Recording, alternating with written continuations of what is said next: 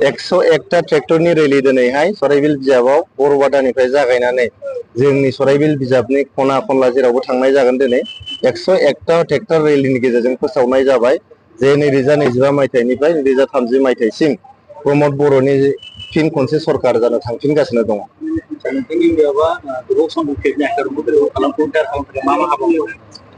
एबारनि 2025 मायथाइनि बिसायख'थियावहाय बिपिएफआ जेरावबो गैया। बिपिएफआ गाज्रि रोखोमै जेननो थांगासिनो दङ। बिथांमोना सिंगेल डिजिटावनो थागोन आरो सराइबिलाव बिसोरो जोंनि इपिपिएलनि खाथियावनो गैया।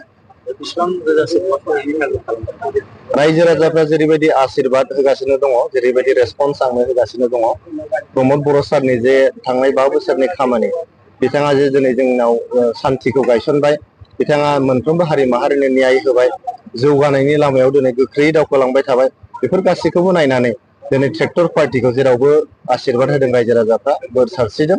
सराइबिल बिजाबावबो बिथांमोना बोर सारस्रिगासिनो दं। बिदिनो थांबाय थायोबा जों गोबां बिबांनि भट लानानै सराइबिल समस्तिखौ देरहानो थांगासिनो दं।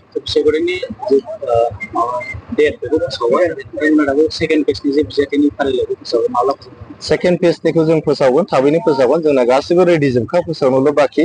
गतिके जों सानसे साननैनि गेजेरावनो सेकेन्ड फेजनि लिस्टखौबो जों फोसावगोन। जोङो दिनैनि तारिखआव 22निफ्राय 26, 22टानिफ्राय 26टा समस्ति देरहानो हानाय मोनसे रिपर्ट, मोनसे सार्भे जोंनि गेजेराव दङ। गतिके जोङो any time between 22 to 22 to 26 seat जों देरहागोन। हारसिङैनो जों सरकार दागोन एबार इपिपिएलआ।